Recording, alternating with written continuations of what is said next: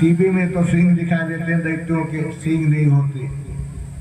हमारे बहुत से ब्राह्मण राक्षस हो गए, बहुत से क्षत्रिय राक्षस हो गए। देखो हिरण्यकशिपु भगवान का खास परिचय था, लेकिन ब्राह्मण कुल में जन्म लिया, राक्षस कहा गया। रावण भी ब्राह्मण पुत्र था, गलत काम किए राक्षस कहा गया। और ये कंस आदि क्षत्रिय राजा थे, सब राक्षस कहे गए। तो राक्षस क्या है, उसकी पहचान कर्मी राक्षस बोल रहे, तो राक्षस के बच जाते हैं।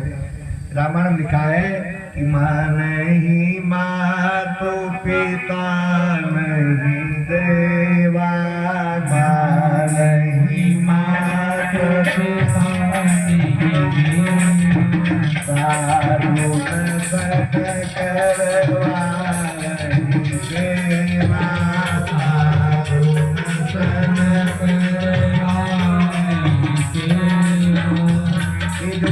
पिता की सेवा नहीं करते, उल्टा सेवा करवाते हैं। साधु संतों की सेवा नहीं करते, उल्टा अपनी सेवा करवाते हैं।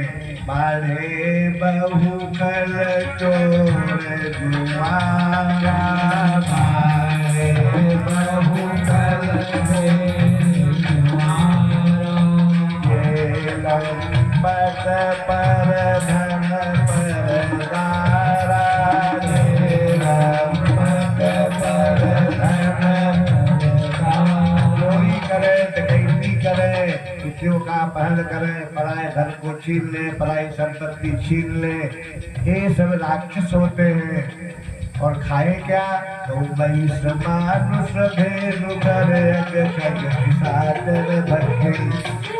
खाए, गधा खाए, सुअर खाए, मांस खाए, मछली खाए, जैसे जितने किसी जाति को सब राक्षस कहे जाते हैं।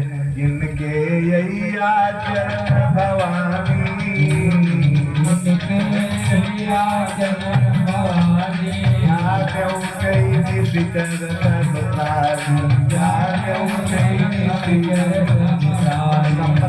मछली को भेज दिया रसोई घर में। रसोई घर में मछली आना बहुत निषेध माना गया। नारद जी ने शिक्षा से काम की पत्नी रति ने मायावती का रूप बना लिया और रसोई घर में रहने लगी। फिर जब पेट फाड़ा मछली का तो प्रद्युम्न बालक दिखाई पड़े। नारद जी ने उपदेश से पहचान गई, और नारद जी के उपदेश के बिना किसी का कोई भला नहीं होता, पहचानता नहीं। नारद भगवान के मन है, जैसा भगवान चाहते वैसा ही नारद करते हैं। तो नारद ने बता दिया तुम्हारा यही पति है। अब बालक पुरुष थोड़े दिन में ही जवान हो गए, और रति ने सारी विद्या सिखा दी, जितनी विद्याएं थी, राक्षस विद्या, दैव विद्या सब सिखा दी। और अपने पत्नी के हाव भाव प्रकट करने लगी। तुमने कहा तुम माता हो, क्या कहती हो? कृष्ण का माता में तुम्हारे पुत्र नहीं हो, तुम हमारे पति हो, मैं तुम्हारी पत्नी रति हूँ। ये सम्रासुर तुम्हारा शत्रु है, यही तुमको चुरा कर ले आया था, समुद्र में डुबा दिया था। तुम्हारी माता रुक्मिणी रो रही है, द्वारिका में शोक मनाया जा रहा है। इसके बाद रति ने प्रभु को शास्त्रास्त्र की सारी विद्या सिखा दी। तुमने सम्रासुर को ललकारा, भीषण युद्ध हुआ, अंत में सम्रासुर को प्रद्युम्न ने मार डाला। ऐसे भयंकर राक्षस का वध कर दिया। फिर प्रद्युम्न रति को आकाश मार्ग से लेकर के और हेलीकॉप्टर यानी विमान में बैठा करके द्वारिका ले आए। प्रद्युम्न को देखकर स्त्रियां समझने लगी ये तो भगवान कृष्ण ही है। भगवान कृष्ण और प्रद्युम्न और अनिरुद्ध एक ही सकल सूरत के थे, एक जैसे ही थे। प्रद्युम्न को देखते ही रुक्मिणी की छाती में दूध बहने लगा। देवकी दौड़ी, वसुदेव जी आए, श्री कृष्ण आए। अंत में नारद जी ने बता दिया तुम्हारा ही पुत्र है। सबको बड़ा आश्चर्य हुआ कि हमारा मरा बेटा पुत्र लौट के आ गया। बड़ा सौभाग्य मनाया गया और बहुत ज्यादा दान पूर्ण किया गया। इस प्रकार भगवान का सौंदर्य माधुर्य इतना शांत था, प्रद्युम्न की माता भी कभी भरने पड़ जाती थी, कृष्ण भगवान है या प्रद्युम्न जी है। ऐसे प्रद्युम्न को देखकर श्री कृष्ण की पत्नियों का मन में प्रेम भाव आ जाता था। ये ऐसे प्रद्युम्न सुंदर थे, क्योंकि पिता की समानी रूप था, आंखें भगवान जैसी, कान भगवान जैसे, मुंह भगवान जैसे, सुंदरता भगवान जैसी। जब बालक जन्म लेता तो 84 अंगुल का होता है। क्योंकि 84 योनि भ्रमित करके आया, मानव शरीर पाया है। तो 84 अंगुल का होता है। अंत में मरने के बाद चिता में भी 84 अंगुल का रह जाता है। तो बड़ी कठिनता से जलाने पर जलता है। सब लोग भगवान कृष्ण की शरण में द्वारिकावासी चले गए।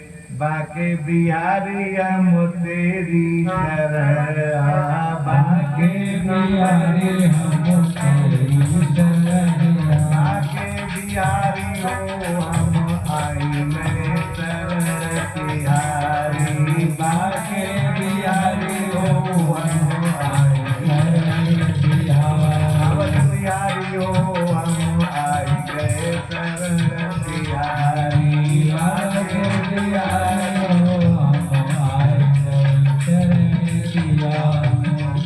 अब इसके बाद आगे कथा आती है कि भगवान के 60,100 कन्याओं के साथ विवाह किया। लोग जानते हैं 16,108 विवाह हुए, लेकिन पुराणों में लिखा है कि 60,108, कहीं लिखा 60,120, कहीं लिखा 26 विवाह हुए। इधर शंकर भगवान के पुत्र नहीं हो रहे थे कई रानियों के, तो सबने कहा कि जाओ शंकर भगवान की प्रार्थना करो, पूजा करो तो पुत्र होगा। तो कृष्ण भगवान शंकर भगवान की तपस्या करने के लिए गए। बहुत दिन तक तप किया शंकर भगवान का। शंकर भगवान प्रसन्न हुए और शंकर भगवान और पार्वती ने भगवान को बहुत वरदान दिए। 8 वरदान शंकर भगवान ने दिए और 8 ही वरदान माता पार्वती ने दिए शंकर भगवान को। शंकर भगवान ने भगवान कृष्ण को पहला वरदान दिया शंकर बाबा ने भगवान को कि हमेशा तुम धर्म में तुम्हारी बुद्धि पवित्र और दृढ़ बनी रहे, यानी कभी धर्म तुम्हारे अंदर से बाहर नहीं निकले, अधर्म नहीं हो जाए। दूसरा वरदान दिया कि रण में सर्व शत्रुओं का विनाश हो जाए, तुम्हें कोई पराजित नहीं कर सके। तीसरा वरदान दिया भोले बाबा ने, हमेशा तुम्हारा यश बढ़ता, यश की वृद्धि हो। चौथा वरदान भोले बाबा ने दिया, तुम्हें अलौकिक बल प्राप्त हो जो किसी को आज तक नहीं मिला है। पांचवा वरदान दिया, योग साधना की ओर से तुम्हारी प्रवृत्ति हमेशा बनी रहे।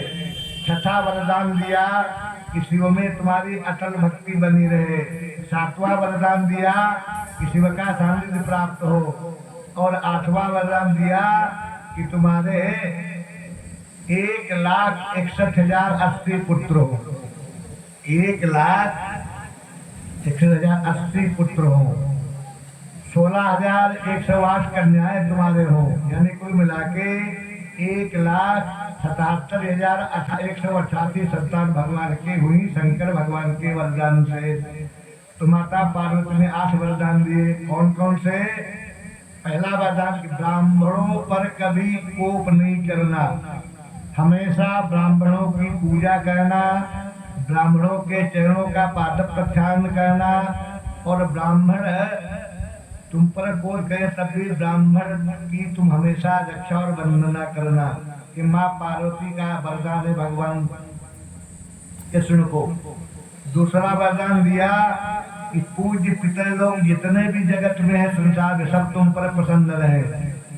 तीसरा वरदान दिया, तुम्हारे 100 पुत्र उत्तम उत्तम 100 बड़े बढ़िया बढ़िया पुत्र हो।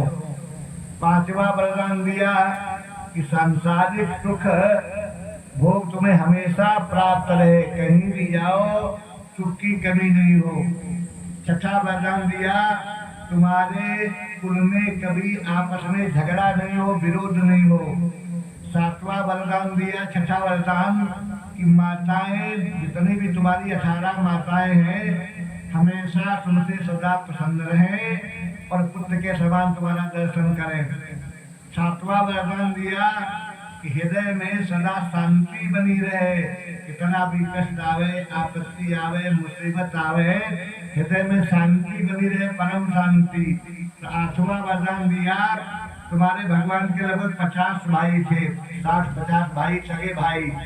सब भाइयों में आपस में समान प्रेम बना रहे, यानी कभी भाई भाई में झगड़ा नहीं हो, कभी भाई में विरोध नहीं हो, एक साथ भाई भाई प्रेम से रहे। ये वरदान माता पार्वती ने दिया, यानी 8 वरदान भोले बाबा ने दिए, 8 वरदान माता पार्वती ने दिए, 16 वरदान भगवान को प्राप्त हुए। प्रकार है भगवान की 9वां वरदान दिया पार्वती जी ने 16,001 रानियां महाराज सदा आपसे गहरा प्रेम करे। 10वां वरदान दिया कुल में लोगों को सदा अटूट प्रेम बना रहेगा। और 11वां वरदान दिया हमेशा तुम जवान रहोगे, तुम्हें कभी बुढ़ापा नहीं आएगा, तुम्हारा सुंदरता कभी समाप्त नहीं होगी, हमेशा जवानी बनी रहेगी और सही सुंदर बने रहेगा। तो 11 वरदान माता में सोने का मुकुट पहनते हैं, कौस्तुभमणि पहनते हैं। भगवान अग्नि से सोने का जन्म हुआ। अग्नि की प्रथम संतान सोना है और अग्नि की दूसरी संतान जो है ब्राह्मण आदि है। अग्निरपत्यम प्रथमं सुवर्णम भूवै श्री पूर्ण सुतास्तदावा लोकत्रयं तेन भवेत् प्रदत्तम या कांचनम गाम च महीम प्रदत्ताम। अग्नि का पहला पुत्र सोना है। पशु अवतार में ये भगवान की पुत्री बनी पृथ्वी, और गाय सूर्य की पुत्री है सत्यभामा ही। कृष्ण अवतार में पृथ्वी मैया सत्यभामा बनकर आई। एक बार दुर्वासा जी आए द्वारिकापुरी में, और वशिष्ठ के साथ से वसु नाम के देवता भीषण पितामह बने थे। आगे भी कथा आएगी। तो दुर्वासा की कई कथाएं आती हैं। एक कथा आती पुराण में, दुर्वासा भगवान के सगे बहनोई थे, जो कन्या लाए थे। कन्या पैदा हुई थी देवकी के गर्भ से, एक कन्या पैदा हुई यशोदा मैया के गर्भ से। भागवत में लिखा कन्या को पटका जब कंस ने, कन्या ऊपर चली गई। लेकिन अन्य पुराणों में लिखा हुआ कि कन्या घर में रही, और जब बड़ी हुई तो विवाह किसके साथ किया जाए। तो ऋषियों ने कहा कि विवाह दुर्वासा से साथ कर दो। तो दुर्वासा के साथ वो कन्या दुर्गा जी का अवतार थी और शिव पार्वती का अंश थी। तो शंकर भगवान दुर्वासा का अवतार है, तो पार्वती का अंश कन्या का विवाह दुर्वासा से कर दिया गया। अब दुर्वासा कोई मकान तो था नहीं, तो वसुदेव जी ने बढ़िया महल बनवाया द्वारिका के बाहर, और वो महल दे दिया दहेज में दुर्वासा जी को। उस कन्या के साथ दुर्वासा जी रहने लग गए। एक दिन दुर्वासा जी आए द्वारिकापुरी में। दुर्वासा जी बड़े पवित्र संत हैं और बड़े क्रोधी भी हैं। तो जब तक दुर्वासा जी ने कहने को 7 वरदान दिए, वरदान कर दिए। एक बार दुर्वासा द्वारिका के बाहर आ गए और भगवान को कहा दोनों लोग आ जाए, रुक्मिणी और भगवान कृष्ण। तो भगवान कृष्ण रुक्मिणी गए, प्रणाम किया, कहा महल चलो का ऐसे नहीं, एक रथ मंगाओ, रथ में तुम घोड़ा बनो, बैठ जाओ, रथ में घोड़ा बनकर मच जाओ, तब मैं रथ पर चलूंगा।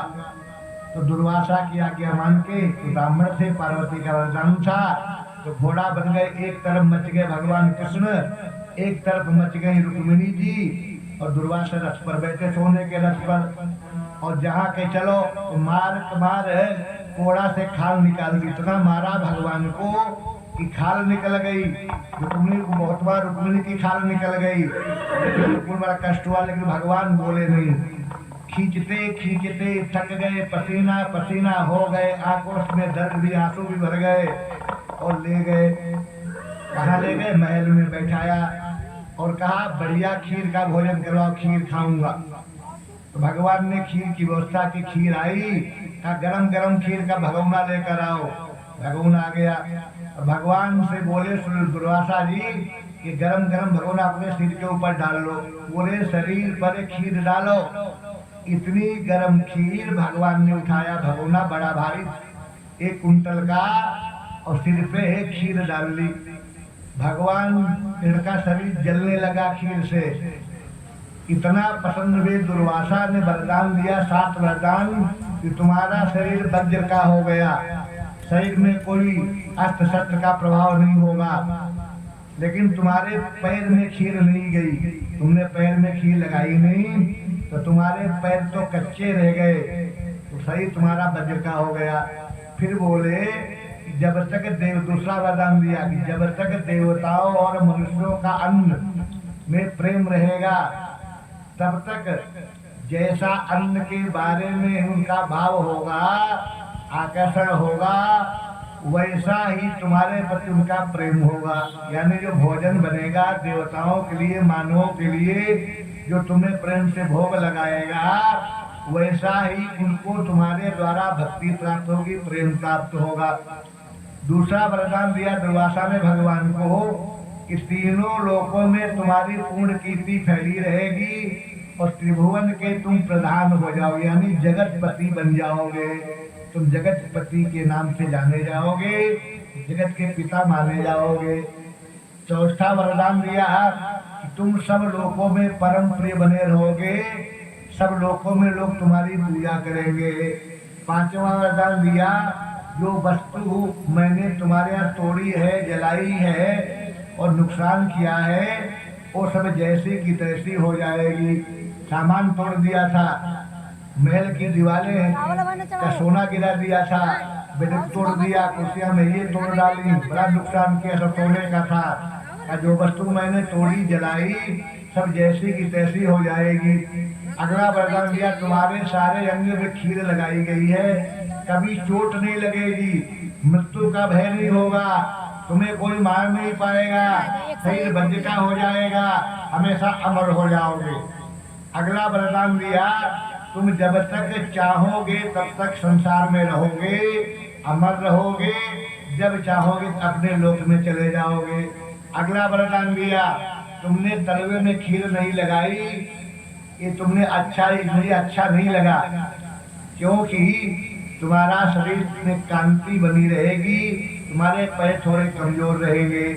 नवा वरदान दिया कि कृष्ण का स्वरूप जो ब्राह्मण मुझसे कहेगा वही मैं सब पूर्ण करूंगा। भगवान बोले दुर्वासा से जो ब्राह्मण मुझसे कुछ भी मांगेगा, कुछ भी कहेगा मैं पूर्ण कर दूंगा। और रुक्मिणी को दुर्वासा ने 4 वरदान दिए। अब लोग कहते हैं सुदामा को भस्म नहीं दिया गया, ये क्या वरदान सब झूठे पड़ गए क्या? कितने वरदान दिए, क्या झूठे पड़ गए? कुछ रोक दिया द्वारपालों ने? कितनी अजीब कथा सुनाते हैं कथावाचक लोग। कहा जो ब्राह्मण हमारे पास आएगा, जब आएगा, जिस समय आएगा, मिलूंगा, जो कहेगा पूरा करूंगा। अब रुक्मिणी को क्या वरदान दिया? तुम संपूर्ण नारियों में सुंदर यश को प्राप्त करोगी, लोकों में तुम्हारा सर्वोत्तम कीर्ति होगी, हमेशा भगवान का तुम्हारा नाम जुड़ा रहेगा, तुम्हें बुढ़ापा नहीं आएगा, तुम्हें रोग नहीं आएगा, तुम्हें कांतिहीनता कभी नहीं आएगी, हमेशा सौंदर्य से परिपूर्ण रहोगी। अगला वरदान दिया तुम्हारे शरीर से सुगंध निकलेगी, स्वारी द्वारिका उस सुगंध से सुवासित रहेगी और हमेशा तुम इनकी अर्धांगिनी आराधना जीवन पर्यंत कहती रहोगी। अगला वरदान दिया तुम 60,100 किसानों में प्रधान रानी रहोगी, श्रेष्ठ रानी पट्ट वहीती रहोगी और पति के सालों में तुम्हारी अधिकारिणी बनोगी। अगला वरदान दिया ब्राह्मणों पर कभी तुम्हारी आदर भक्ति बुद्धि वही ब्राह्मणों के चरणों में तुम्हारी आदर भक्ति बनी रहेगी, हमेशा ब्राह्मणों का तुम्हारा प्रेम रहेगा और ब्राह्मण तुम्हें बहुत पसंद करेंगे, बहुत रखेंगे, जो चाहोगी मिलेगा। ऐसी कथा भागवत में आती है, कई कृष्ण पुराण आदि में आती है। एक कथा के बढ़ती है, बोले गोविंद भगवान की, द्वारकाधीश भगवान की। भगवान का विवाह हुआ तो रुक्मिणी के मायके वाले बड़ा पसंद हुए, छोटे बड़े बच्चे, राजा रानी, एक रुक्मिणी को छोड़ करके सब बड़े प्रेम से बोले आज मेरी रुकु मेरी रानी बनेगी, आज मेरी रुकु मेरी रानी बनेगी, रानी बनेगी महारानी बनेगी, रानी बनेगी महारानी बनेगी, राम सुंदर शिवा पटरानी बनेगी, राम सुंदर शिवा पटरानी रानी बनेगी महारानी बनेगी, पटरानी बनेगी महारानी बनेगी, आज मैं बनेगी राज महिषी बनेगी, राज महिषी बनेगी, पत्न महिषी बनेगी। आज मेरी रुसु मेरी रानी बनेगी, आज मेरी रुसु मेरी रानी बनेगी। द्वारिका की महारानी बनेगी, द्वारिका की महारानी बनेगी।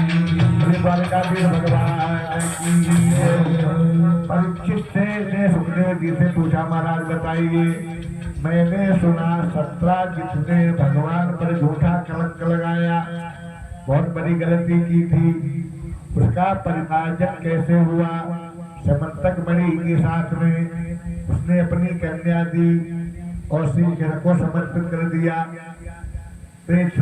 रुक्मिणी कौन थी? कहा रुक्मिणी जो थी उनके तो लक्ष्मी का रूप थी और भूदेवी पृथ्वी मैया सत्यभामा बनकर प्रकट हुई थी। भगवान बाबा की पुत्री राधा रानी जब शिष्य के वियोग में व्याकुल हो गई, तब सूर्य भगवान के पास पहुंचाए थे।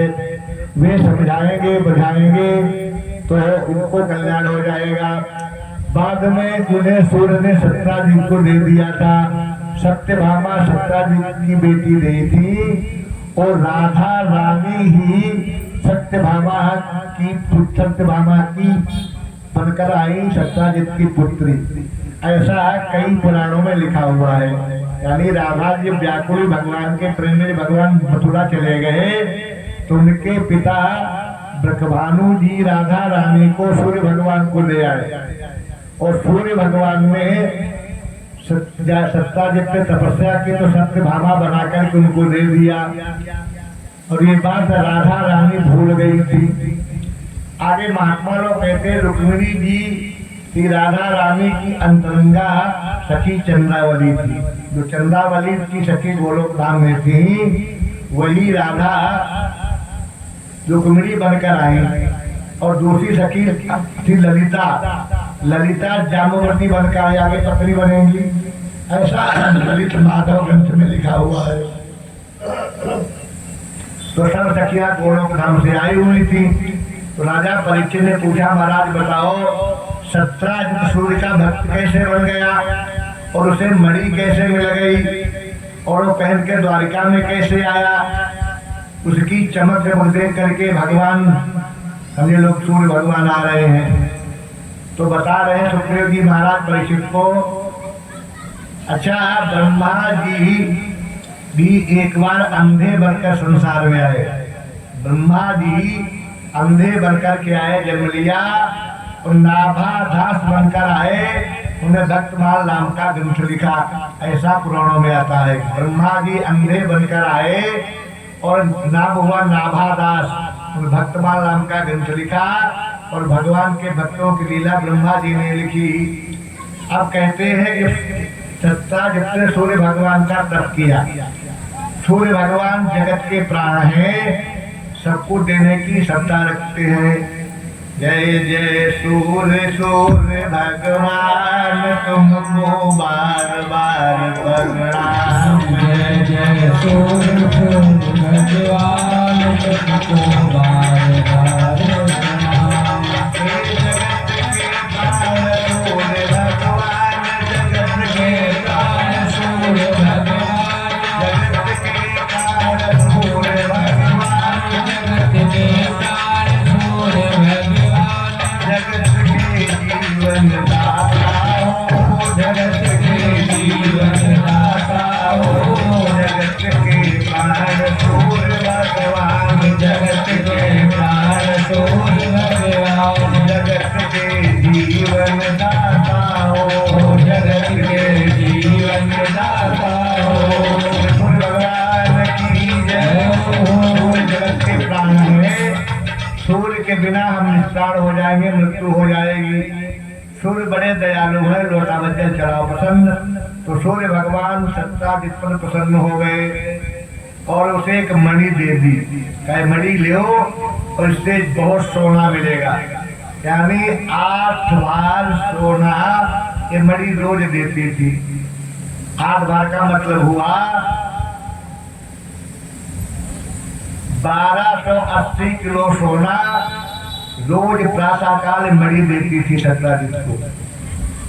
1280 किलो, यानी हिसाब लगाए कितना सोना हुआ। 8 भार माने 1280 किलो सोना।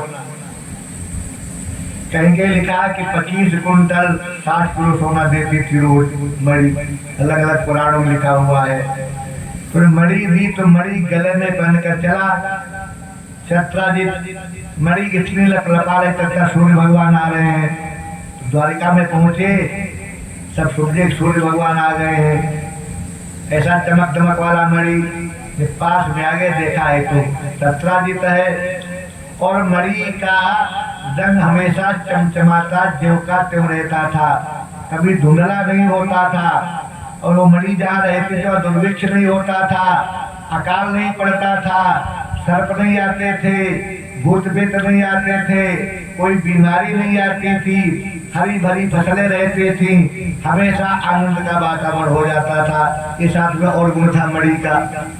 ऐसी मणि तो सत्राजित से कहा भगवान कृष्ण ने, भैया ये मणि जो है ये तो राजकोष के लायक है, सोना देने वाली है, सोना राजा के पास ज्यादा होना चाहिए।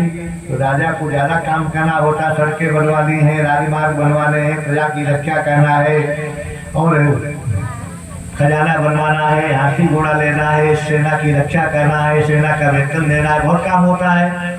इसलिए सोना राजकोष में थी राजा उग्रसेन को। तो संपत्ति राष्ट्रीय संपत्ति है, ये उसे अच्छा नहीं लगा। अपने घर चला गया और लोगों से कह दिया कृष्ण पर में लालच आ गया है, वो हमारी मणि पर मणि मांगना चाहते हैं।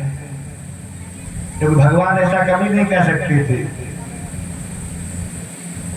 एक दिन इसका भाई मणि पहन करके शिकार खेलने गया।